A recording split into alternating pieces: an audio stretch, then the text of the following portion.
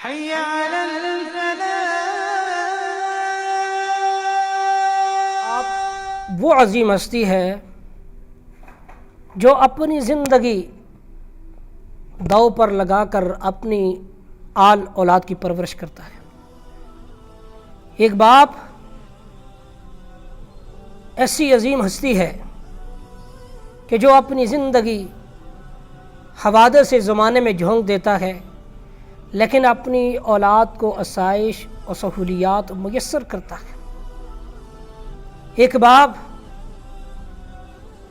بھوکا رہتا ہے لیکن اپنی اولاد کو بھوکا نہیں رہنے دیتا۔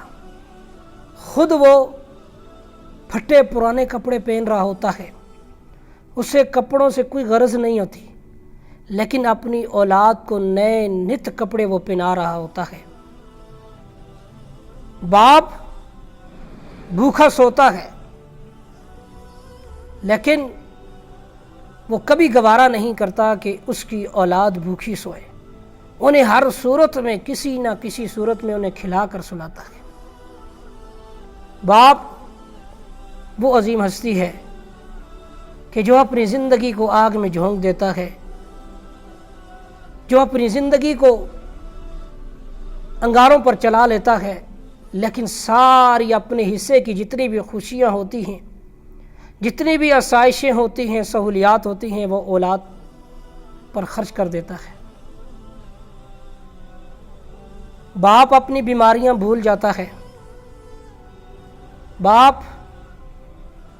اپنی صحت کی فکر نہیں کرتا، بیماری کی حالت میں بھی مزدوری کر رہا ہوتا ہے، بیماری کی حالت میں بھی وہ اپنی اولاد کے لیے جنگ لڑ رہا ہوتا ہے، اور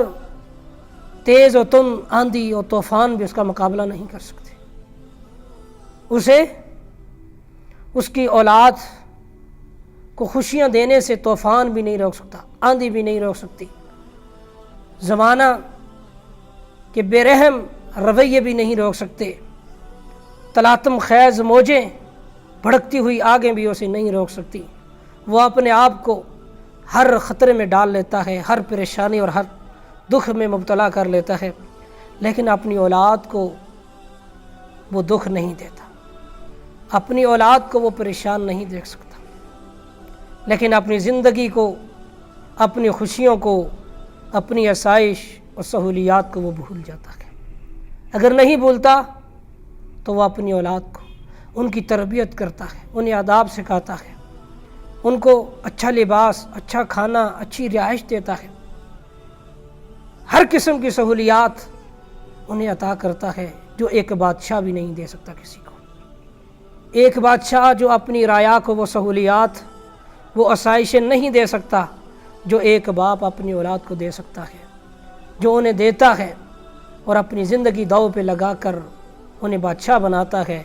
لیکن جب باپ بڑھاپے کی عمر کو پہنچ جاتا ہے، اس عمر کو پہنچ جاتا ہے کہ جس کے متعلق اللہ تبارک و تعالی نے فرمایا ہے کہ جب تمہارے والدین اس عمر کو پہنچیں تو انہیں اف تک نہ کہو، لیکن یہاں اولاد انہیں ایک تکلیف دیتی ہے، ایک بہت بڑا درد پہنچتا ہے، ایک ایسا درد بھرا جملہ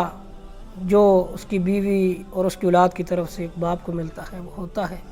کہ آپ نے ہمارے لیے کیا کیا ہے، آپ نے ہمارے لیے کیا کچھ کیا ہے، کون سی سہولت آپ نے ہمیں دی،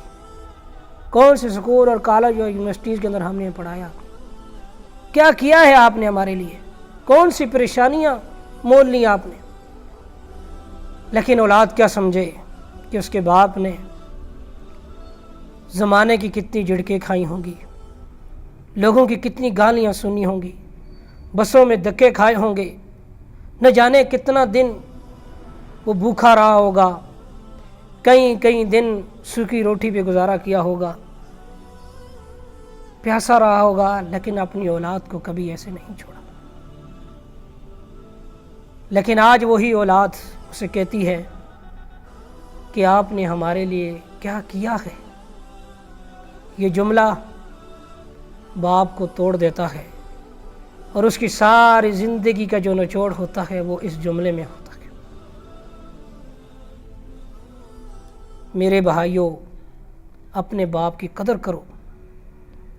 ہم نے ہمیشہ ماں کی عظمت، اس کی فضیلت، اس کا مقام و مرتبہ تو سنا کہ اس کے قدموں تلے جنت ہوتی ہے۔ بہت مقام اسلام نے دیا ہے ماں کو، اس میں کوئی شک نہیں، لیکن اس کا ہرگز یہ مطلب نہیں کہ باپ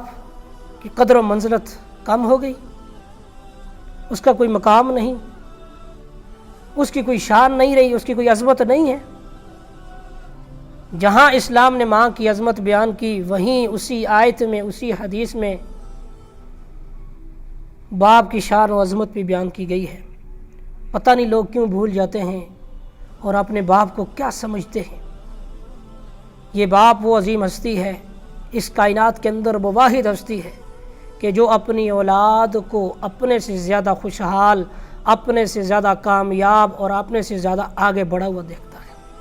باپ کی شروع سے لے کر آخر تک یہ خواہش ہوتی ہے کہ میرا بیٹا مجھ سے زیادہ کامیاب ہو، میری بیٹی مجھ سے زیادہ کامیاب ہو اور پوری دنیا میں اس کا نام روشن ہو، اس کی یہ خواہش ہوتی ہے۔ لیکن باپ کے علاوہ کوئی ایسا نہیں ہے، کوئی آپ کا بھائی ہے، کوئی آپ کا رشتہ دار ہے، کوئی آپ کا بہت قریبی دوست ہے، کبھی بھی نہیں چاہے گا کہ آپ اس سے زیادہ کامیاب ہو۔ ہر شخص آپ سے حسد کرے گا، لیکن آپ کی کامیابی آپ کے والد جو ہے نا، اسی کو جو ہے نا وہ زیب دیتی ہے کہ وہ آپ کی کامیابی پر خوش ہوتا ہے۔ تو میرے بھائیوں، باپ کے مقام اور مرتبے کو سمجھنا چاہیے، اور جب اس عمر میں پہنچ جائیں تو اسی طرح ان کے ساتھ پیار، محبت اور شفقت اور مودت سے پیش آنا چاہیے، جیسے انہوں نے بچپن میں تمہیں پالا، اور ان کے لیے دعا کرتے رہنا چاہیے، رب ارحمہما کما ربیانی صغیرا۔ بڑھاپے کی اس عمر میں، لاچارگی کی اس عمر میں ایک باپ کو اپنی اولاد کی طرف سے اور کچھ نہیں چاہیے، بس اس کی محبت اور اس کی شفقت ہی تو چاہیے ہوتی ہے۔ اگر وہ محبت اور شفقت بھی نہیں دے سکتے تو سمجھ لیجئے کہ آپ سے بڑا کوئی گناہگار نہیں، بڑا کوئی دودکارا ہوا اور محروم کیا ہوا اس کائنات کے اندر اور کوئی نہیں ہے۔ اللہ تعالی ہمیں اپنے باپ کی عظمت، شان، فضیلت سمجھنے کی